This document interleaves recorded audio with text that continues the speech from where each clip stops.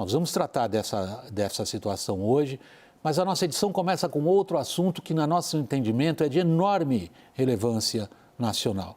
E por isso agradecemos a presença aqui na nossa bancada do WW do nosso ministro da Defesa, José Múcio. Boa noite, obrigado pela disposição em participar do programa. Uma honra muito grande, Vac.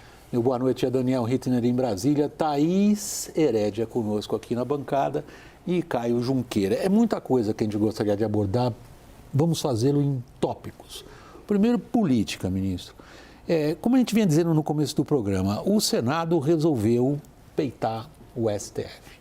Há uma interpretação clássica em altas patentes militares de que a questão da demarcação de terras indígenas mexe com a capacidade do Estado brasileiro de estabelecer a sua soberania sobre o seu próprio território.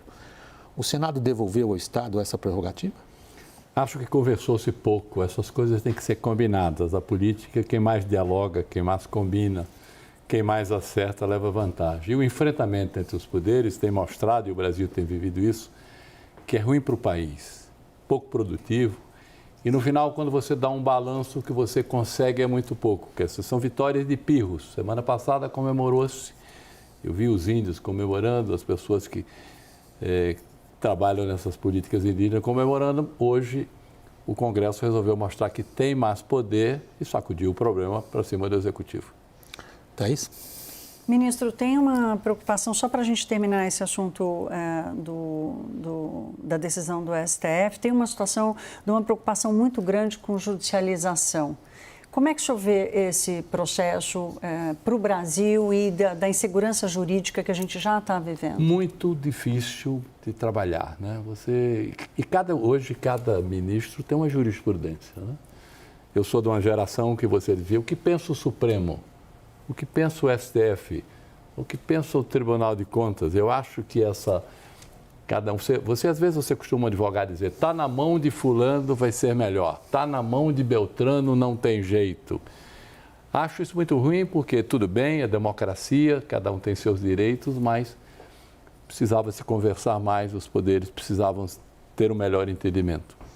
Ministro, só tomando, desculpa, eu interrompi o Caio agora, está na mão do Alexandre de Moraes, por exemplo, uma porção de inquéritos bastante difíceis. E o TSE agora, com o Alexandre de Moraes, tirou as Forças Armadas da função de fiscalizadoras das eleições. O senhor mesmo declarou a nós hoje que significa, na sua interpretação, esse ato, a volta à normalidade. Significa, então, que antes o TSE cometeu um erro?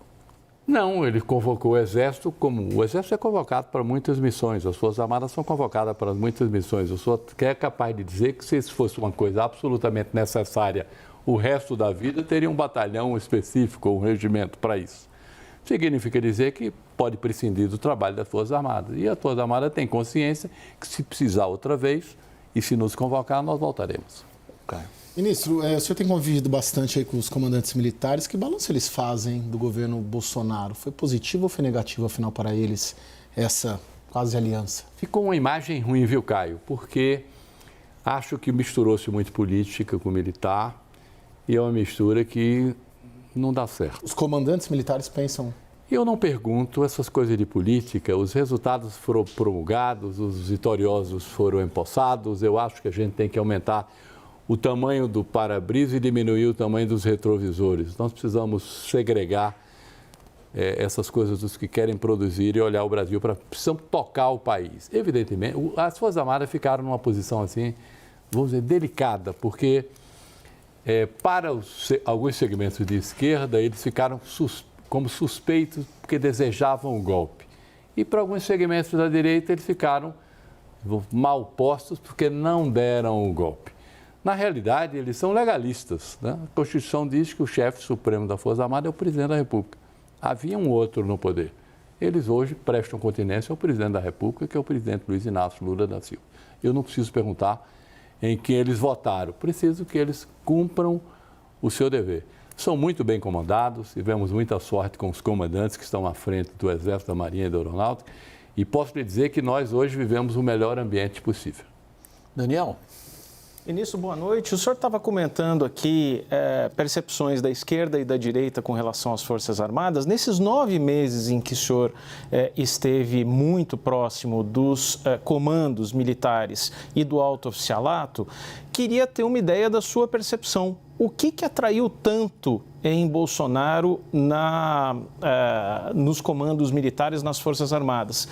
E na esquerda, existe a possibilidade hoje de fazer as pazes sinceras com os militares? Não há briga, né? A questão de interpretação, os militares pecam muito por não dizer as coisas que fazem pelo país. Para muitas pessoas, os militares são pessoas que recebem do governo, funcionários públicos que estão ali preparados por um conflito. Mas existem guerras internas que as Forças Armadas enfrentam na área da educação com brilhantismo, na área da pesquisa. A Marinha é responsável por a pesquisa na área nuclear, a Aeronáutica na área do Gripen, dos consórcios, dos caças com a Saab sueca. O Exército na política de fronteira, com os nossos radares. Há uma disposição em ajudar todas as vezes que são convocados. Lá nos Yanomami estão lá as Forças Armadas. Aqui em São Vicente estavam lá as Forças Armadas. Agora no Rio Grande do Sul, nessa crise, foram os primeiros que chegaram, foram as Forças Armadas. Isso precisa ser dito. Eu sou encantado com o que eles fazem e com a capacidade que eles têm de servir. Eles são, durante 50 anos, são educados para servir ao país. O país é a referência maior dele. Ministro, o senhor é um apaixonado leitor de história política, de história do Brasil, a sua biografia demonstra isso.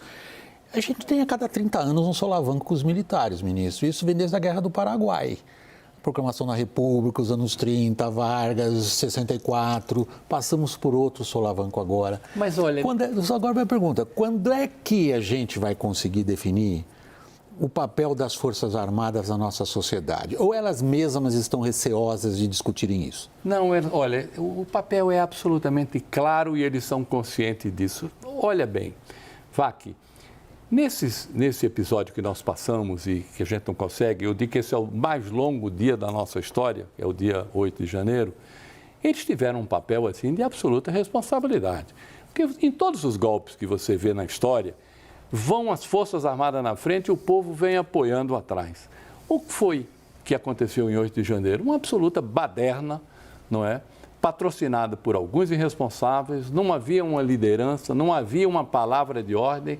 Era como se agências de turismo tivessem convocado desavisados para irem a Brasília para fazer aquele quebra-quebra. Não havia um líder, não há um responsável. Você repara isso que foi condenado agora há 17 anos. O perfil dele, quem é aquele cidadão?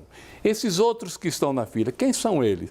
São figuras que quiseram ir a Brasília. Eu tive com algum, quer dizer, assisti alguns deles lá naquela noite. Eram pessoas sem a menor expressão, me desculpem. Lá haviam senhoras, haviam pessoas jovens. As senhoras que queriam visitar o Planalto foram lá fazer quebra-quebra, como se pudesse mudar o resultado das eleições. Agora, não se viu uma nota de nenhum comando militar, uma nota de um general, uma nota de ninguém da reserva. A postura das Forças Armadas foi uma postura absolutamente irresponsável. E o general fulano de tal, o almirante fulano de tal? É uma figura isolada, é como no jogo de futebol, gosto de dar esse exemplo. Um jogador que comete uma disciplina, o juiz põe ele para fora, ele sai com a camisa do time e o jogo continua e o time às vezes ganha. A Thaís também pediu. Ministro, tem insistido nessa individualização das responsabilidades, porque mesmo antes da delação do Mauro Cid, que foi ajudante de ordens do ex-presidente Bolsonaro, havia já o reconhecimento do envolvimento de militares. O senhor mesmo vinha pedindo ao STF para ter acesso à lista, para fazer essa separação. O quanto o senhor acha que essa individualização que o senhor defende vai conseguir reparar ou preservar a reputação das Forças Armadas? Olha, Thaís, nós precisamos desses nomes. Pior coisa é essa manta de suspeição que nós vivemos com ela. Não pode ser nada mais desagradável que você olhar um batalhão e dizer todos são suspeitos. Você tira até as vinculações de confiança que existem entre as pessoas. Nós precisamos desses nomes. As Forças Armadas precisam saber quem foram, quem participou daquilo, para tomar as providências, e as providências serão tomadas. As Forças Armadas precisam disso para mostrar à sociedade que não participou daquilo. Ô, ministro, o senhor não tem a percepção de que essa questão do 8 de janeiro virou uma agenda do governo Lula 3 muito forte, liderada pelo Ministério da Justiça, liderada pelos setores da esquerda do governo, que convém falar bastante disso, isso está no noticiário, é conveniente tratar desse assunto. O senhor, lá de dentro, o senhor percebe isso? É uma agenda do governo tratar do 8 de janeiro? Eu não digo, existem algumas pessoas do governo que desejam que isso seja esclarecido. Eu desejo que seja esclarecido. Desejo até por um outro ponto de vista, não com viés político. Até para que, aquilo que nós estávamos conversando ontem, para que as Forças Armadas digam: o culpado é fulano, beltrano e cicano, e nós tomamos as providências. E nós das Forças estamos a favor da Constituição e da legalidade. Agora, existem alguns políticos, essa semana um ilustre deputado, respeitado deputado, disse que todas as vezes que eu falo, parece mais que eu sou das Forças Armadas e não sou do governo. Mas as Forças Armadas são do governo, não é? Agora, houve uma mistura muito grande da política e das Forças Armadas. São coisas que não podem se misturar. São perfis diferentes, carreiras diferentes. O parlamentar, o deputado, o senador, eles têm mandatos. São 4, 8, 12, 16. As Forças Armadas, eles passam 50 anos juntos. Tem o que nós políticos não temos: espírito de corpo. Eles são compadres, cunhados, genros, sogro, irmãos. Há um espírito de corpo que eles, desde já rapazes, eles vivem juntos e constroem a vida deles juntos. E quando vão para a reserva, eles não se aposentam, porque eles passaram 50 anos ouvindo ordens, não podiam contestar porque era uma indisciplina. Quando vão para a reserva, começam a falar, dão opinião na ativa porque tem um irmão, tem um genro, tem um compadre. Participam porque eles têm compromisso com o país, foram educados para ter compromisso com o país. Esses sopapos que você falou, tem no mundo inteiro. Mas aqui no Brasil, a nossa história, nós tivemos a Revolução de 64, que vai fazer 60 anos, aos militares não interessa passar por aquilo de novo. Esse é o meu sentimento. Daniel está aqui na palavra. Ministro, me permita retomar um pouco essa última pergunta da Thaís Herédia. Ela lembrava que o senhor sempre enfatiza muito a necessidade de individualização das condutas. O senhor fez parte da primeira leva de ministros indicados pelo governo, pelo presidente então eleito, Lula, e o senhor começou, logo que possível, essas reuniões com os comandantes das forças, que eu me lembro até o almirante Garnier não quis recebê-lo num primeiro momento. No fundo, quando a gente soube pela delação de Mauro Cid que havia reuniões para discutir a possibilidade de um golpe de Estado, o senhor, no fundo, abre o coração aqui para nós, o senhor se sentiu enganado?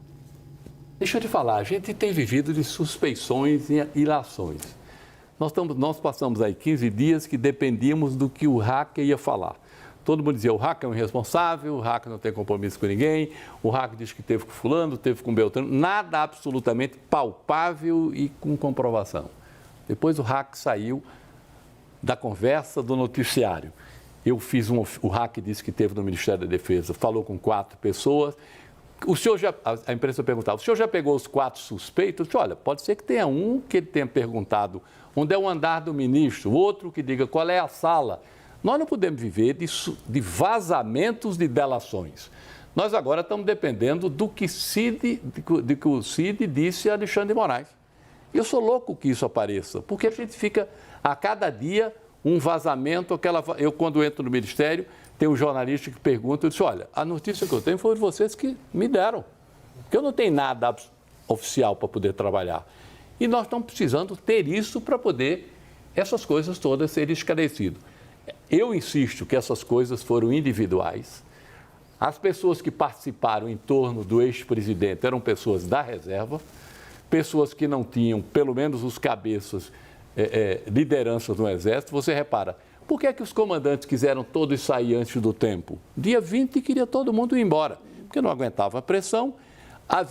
Você pode até dizer que algum tinha lá um sonho de não querer sair, seduzido, sei lá, pelo poder, gostou do que estava fazendo, mas não se contava com as forças.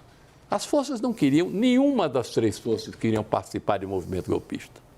Ministro, deixa eu trazer mais alguma pergunta sobre a sua questão. Então, eu vou continuar ainda na área de política, mas trazer para a sua avaliação a seguinte afirmação. Nós temos um civil no comando agora do Ministério da Defesa, é a sua pessoa. Antes tinha sido Raul Jungmann, aí houve um intervalo no governo Bolsonaro com militares ocupando o cargo de ministro da Defesa. Agora, toda a estrutura do seu ministério é militar. Está na hora de fazer toda a estrutura ser civil? Olha, deixa eu lhe contar, nós estamos criando uma coisa que pouca gente divulga. estamos criando a carreira do funcionário do Ministério da Defesa. Então, nós vamos ter concurso público, eu estou com a ministra Estel Weck, nós vamos ter concurso público para ter carreira do Ministério da Defesa, assim como tem no Ministério da Economia, no Ministério da Fazenda, a Defesa também. Nós vamos passar por essa transição. Nós temos algumas transições importantes. A mais importante, para mim, é militar que for para a política não volta a ser militar.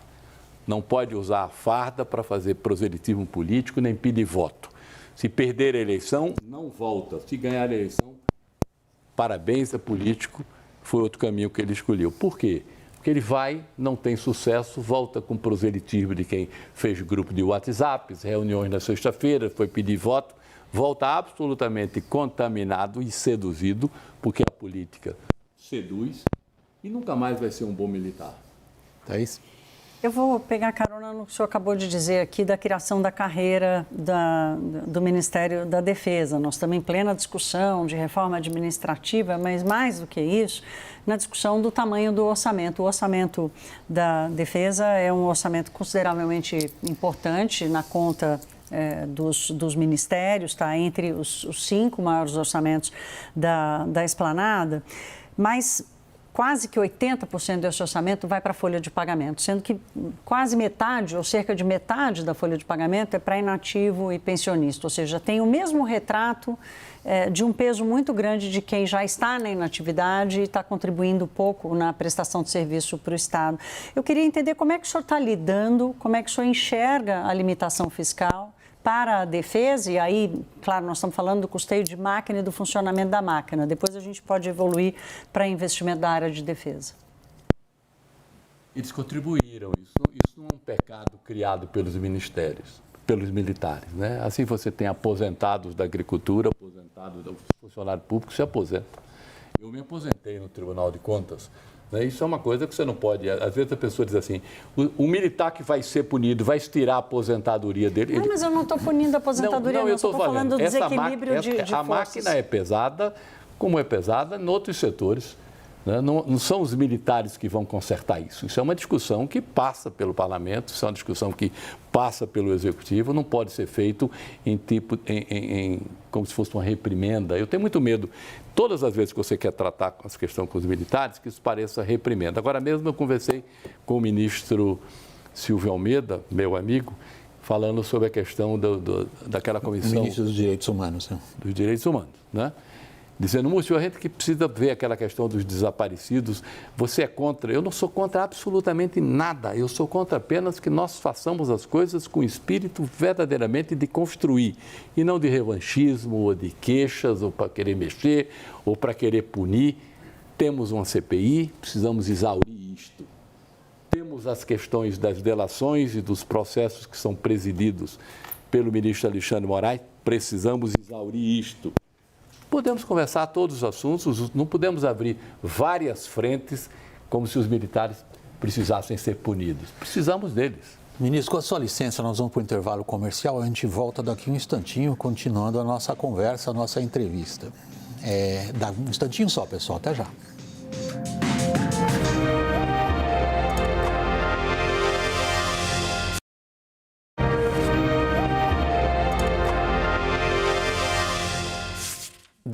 Voltando do intervalo e voltando à conversa, entrevista com o ministro da Defesa, José Múcio. Abordamos no primeiro segmento do programa as questões mais, digamos assim, entre aspas, políticas. Vamos falar agora de defesa e estratégia. Quer dizer, o senhor está numa situação irônica. O senhor é o ministro da Defesa e está parado há mais de um ano na Câmara dos Deputados. O conjunto de textos que formam a estratégia de defesa nacional, a política nacional de defesa. Essa ironia, o senhor é o ministro da Defesa, mas o senhor não tem uma instrução clara qual é a nossa estratégia de defesa? Deixa eu lhe contar, já foi aprovado no Senado. É porque são tantas prioridades, né, que até essas que não fazem, que não dão sustos, deixam de ser prioridade. Eu falei com o ministro Alexandre Padilha, porque já passou no Senado, é apenas uma questão de botar em pauta, mas não é assunto polêmico. O Congresso vive hoje... Está mais de um ano sem entrar na pauta. Pois bem, o Congresso vive muito daquelas pautas bombásticas, que dá ibope, que dá notícia. Garanto a você que quando ela for aprovada não vai sair uma linha porque não há contestação, não há o que se discutir, está tudo absolutamente Ministro, deixa eu provocar, discutido. o Congresso não se importa com defesa nacional. Olha, precisa haver uma aproximação maior, entendeu? Explicar as razões, eu tenho procurado fazer isso. O presidente Lula, quando me trouxe... Você sabe que eu não tenho projeto político, né? Até por idade, não tenho filiação, não pretendo ser candidato. Quando o presidente me convidou, eu não podia me negar a um amigo. Eu sou um homem grato e gosto muito dele. Tenho muita fé no amor que ele tem pelo país, né? Independente de partido, essas coisas todas. E me trouxe também para fazer essa ponte política e fazer a ponte entre os militares e o governo. Evidentemente que isso é uma construção. O 8 de janeiro atrapalhou muito, né? Esse ano é um ano que nós ficamos mais reconstruindo pontes do que construindo novas pontes. Algumas foram precarizadas, os caminhos foram destruídos e a gente tem trabalhado para que essas coisas voltem ao normal. Isso vai ser aprovado breve. Thaís? O senhor falou em prioridades. Em termos de defesa e estratégia, o mundo aumentou muito o investimento em defesa, mas naquilo que é chamado de guerra do futuro, que é a cibernética, que é a guerra do drone, que é a guerra dos robôs. E o Brasil já convive com um déficit de investimentos na defesa, sem o plano estratégico, porque está parado no Congresso Nacional.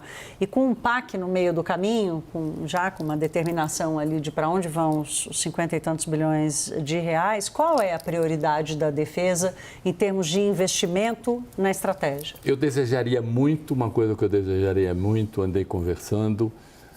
A primeira coisa que eu estou trabalhando no Congresso, aí eu tenho trabalhado muito no Senado, com os líderes do Senado, o senador Jacques Wagner, Randolfo Rodrigues, todos têm ajudado muito, essa questão do voto para que, se votar o projeto de militar, não poder participar de política. Eu acho que isso é um divisor de água.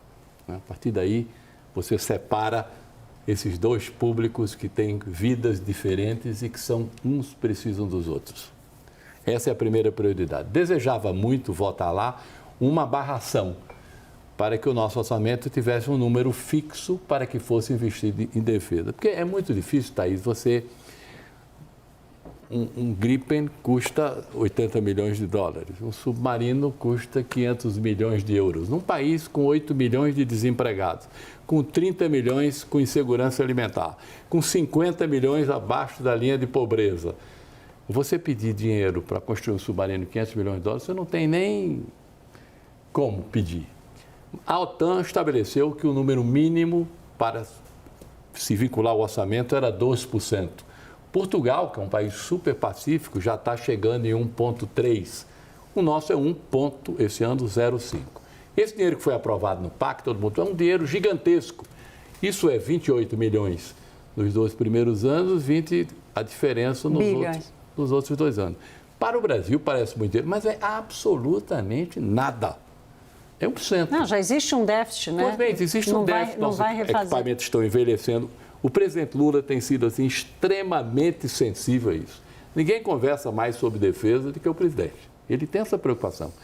Todas essas crises, 8 de janeiro, essas confusões todas, esse mar de suspeições, ele já esteve no comando do Exército comigo 3 vezes, almoçou com o alto comando do Exército, na presença do general Tomás, almoçou com o alto comando da Marinha, com o almirante Ocean, almoçou no alto comando da Aeronáutica com o brigadeiro Damasceno, a conversa mais franca, falando no que precisava, quais eram as dificuldades, e nós estamos fazendo o que podemos.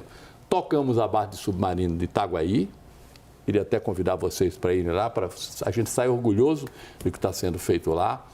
Estamos tocando as fragatas lá em Itajaí, estamos tocando o projeto na área da aeronáutica aqui dos gripes em Gavião Peixoto, também a área de pesquisa na área nuclear que a Marinha toca, de maneira que as coisas estão andando dentro dos nossos limites e estão fazendo mais. O setor privado, ministro? A Vibraz, A Vibraz é um problema muitíssimo grave. À vontade. É só porque, em casa, o público não ouve quando 2 falam ao mesmo tempo. Então, na sequência, Caio e Daniel. Sim, os investimentos do setor privado, né? A gente está falando de investimento público, mas as empresas, né, que estão, muitas delas quebradas praticamente, e principalmente a Vibraz, né? É a que tem a situação mais delicada. Tem outras que vão bem. Um dia desse, um empresário me disse, olha, o nosso perfil ideal é que 20% da nossa conta seja com o governo brasileiro e 80% a gente faça lá fora. Eu tenho feito um pouco papel de vendedor de equipamento, porque isso mantém os empregos da casa e isso mantém, aqui do Brasil, né? E isso mantém as empresas brasileiras em pé. Agora mesmo estou viajando para a gente tentar vender avião na Suécia, para tentar vender avião na Holanda, na Áustria, todo esse papel nós fazemos. Participamos de feiras. No caso é o KC-390. O KC-390, que é uma grande...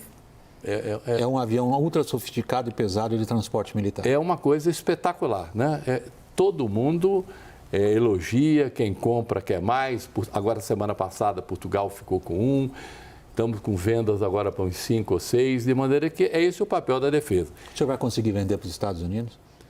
Os Estados Unidos é engraçado, eles querem que a gente compre a eles, mas são muito ruins de comprar a nós. Atraíram a Embraer para fazer um investimento lá, dizendo que iam fabricar os Super Tucanos lá, que comprariam, mas depois não compraram. Quer dizer, os Estados Unidos, ele tem a indústria de defesa dele e participa dessas coisas todas para vender o equipamento dele, deseja muito que todo mundo sirva-se deles, mas não tem sido bons parceiros em comprar equipamento ao Brasil. Daniel, perdoe, Daniel, eu interrompi você. Por favor, o senhor mencionou, ministro, alguns projetos estratégicos de defesa e eu gostaria de me aprofundar em um deles, que são os caças Gripen. A presidente Dilma Rousseff anunciou em 2013 a compra dos 36 primeiros caças e isso era parte de uma encomenda maior, que deveria ser maior no futuro. Uma década depois, esses caças definitivamente não são os caças de última geração que nós temos no mundo. E hoje a Folha de São Paulo reporta que o senhor já acena com uma encomenda de mais caças Gripen. Eu tenho ouvido de alguns brigadeiros do alto comando da FAB que não seria talvez a melhor coisa a gente depositar todos os ovos na mesma cesta, ou seja, diversificar um pouco o fornecedor. Durante anos e anos a gente teve aqui F-5 e Mirage de 2 fornecedores de países diferentes.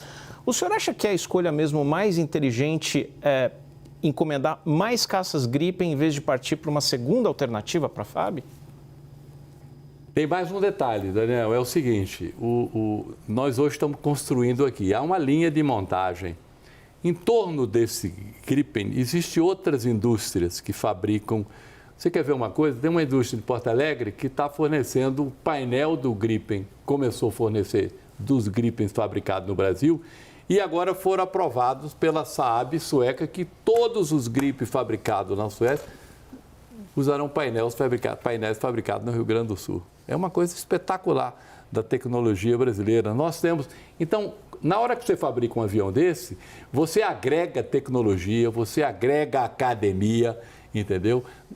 Aí nós tivemos o seguinte problema, as encomendas estão terminando, nós estamos nos últimos, aí a Saab diz assim, não vai encomendar mais, nós vamos embora daqui, mas não é simplesmente ir embora daqui, é que ele vai embora daqui e o entorno também se prejudica. A gente precisa entender que nós precisamos estimular para que essa fábrica não fabrique só Gripen para nós. Nós precisamos, a Colômbia tem interesse em comprar caça, vamos vender Gripen feito aqui em Gavião Peixoto. A Ucrânia também. Pois bem, isso é outra confusão.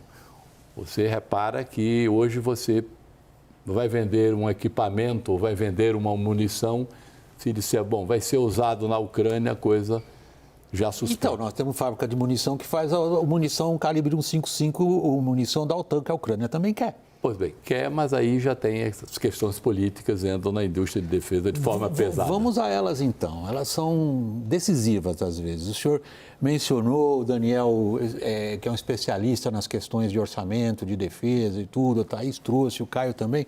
Agora, nós estamos na seguinte situação, ministro.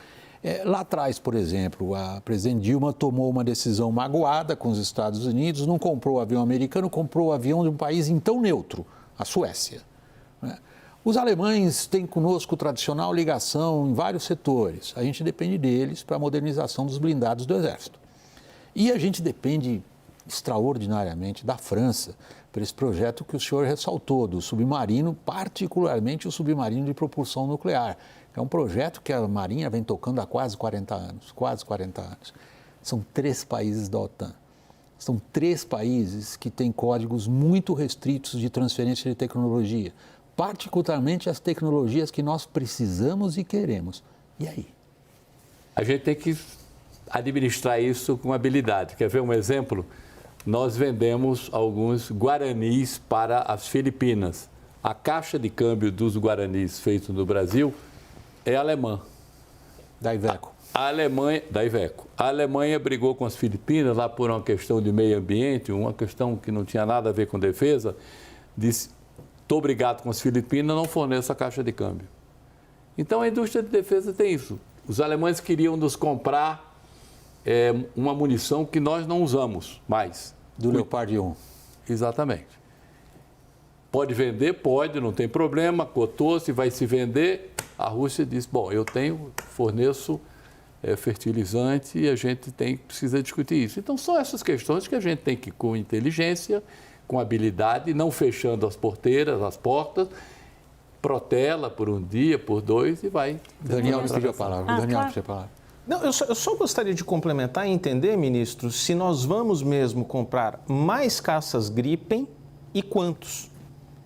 Daniel, você sabe que quando nós estivemos aqui, eu conversei com o ministro da Defesa da Suécia e ele fez essa pergunta que você está me fazendo. Aí eu disse assim, eu só converso sobre isso quando você me disser quantos KC-390 vai comprar. Porque essa história de eu estar comprando um avião à Suécia e na hora de você comprar esses aviões cargueiros, você comprar um americano, por que é que eu vou comprar avião a você quando eu tenho outras ofertas?